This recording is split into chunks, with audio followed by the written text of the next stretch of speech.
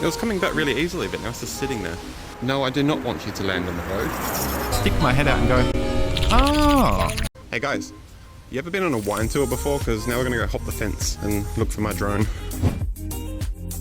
Your drone in the mini-series, the Mini 1, 2, 3 and 4, not being strong enough to get back to you is something that's very common, an everyday problem that someone will have to deal with at very least once in their lives. In this video, I'm going to show you my mistake and tell you what I should have remembered to do before going out and flying my drone. Step 1, observe the environment before you launch your drone.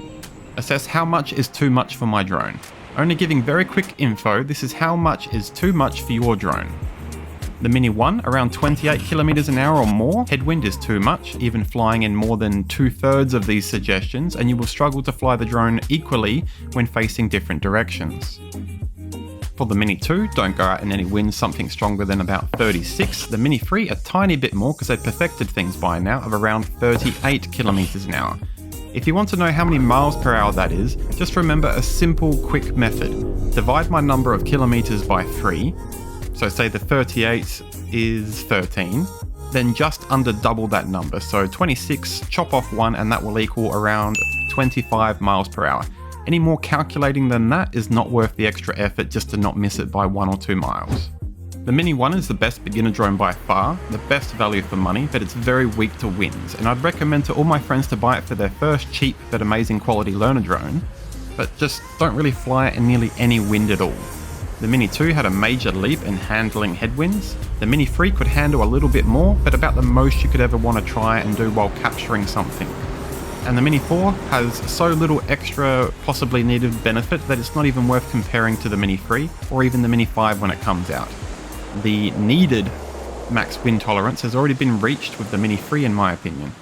So anyways, in my story, what did I do wrong? How did I mess up? What can you make sure to do for that not to happen to you and to keep your drone alive in the future? Well, pretty much it was an awesome summer weekend. I'd gone out water skiing with myself and half a dozen of my friends. I had a little bit too much fun, if you know what I mean.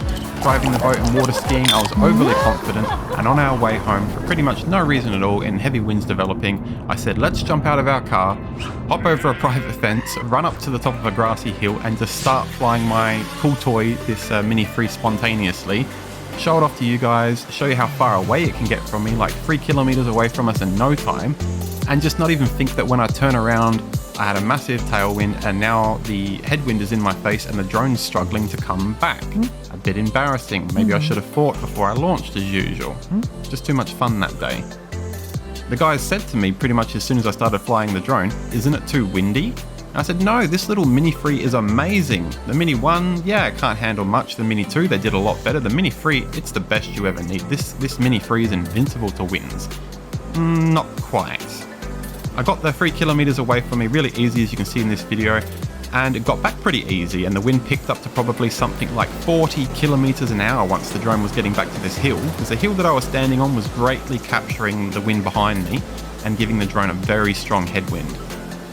You'll see now in the video, which I'll try and coordinate with what I'm gas bagging about, once the drone gets up to about the 200 meter mark, this is when I just start to hit a brick wall.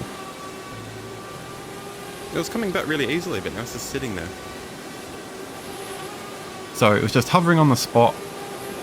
I stood there for about 2 minutes trying to yell and scream at my drone to get it just to travel 4 more meters.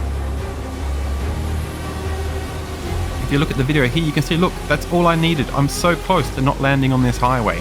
All I need is 4 more meters and I'll land here in the wine field. No, I do not want you to land on the road. So I decided to spin around and whoosh, you just see this drone take off and instantly it's launching, and I said, alright, I've got to land on the other side of the road. And I put the drone down quickly as I can, and I'm not going to show you how messy it was because it's embarrassing. I'll just show the last little bit how I pretty much trimmed the hedges just before the drone landed. Hey guys, you ever been on a wine tour before? Because now we're going to go hop the fence and look for my drone. So now in conclusion, how much wind is too much wind? In my personal opinion, if you take your drone out in anything more than 30 kilometers an hour, you're not going to be able to achieve much.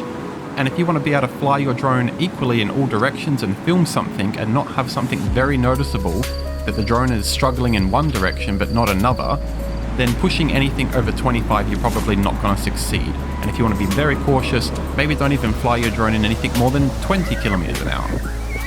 I can hear people saying now, hang on, how do I even know what 25 kilometers an hour cautious wind feels like? Well, what do? I'd probably like get my friend and say, Bobby, come here, take me out in the car. And can you drive 25 kilometers an hour in this 60 zone on our public road and just hope no one honks the horn at you? Bobby would be like, I've got no idea what you're doing. I'd just roll down his window, stick my head out and go, oh, that's what 25 kilometers an hour headwind feels like. Then I'd quickly get him to drive me back to where I'm flying my drone and try and memorize what that feeling of 25 kilometer an hour headwind on my face feels like. If this video has been helpful to you, could you please reward me with clicking on that like button and maybe even subscribing to my YouTube channel? See you next time. Bye. Actiondan, the greatest hero of them all.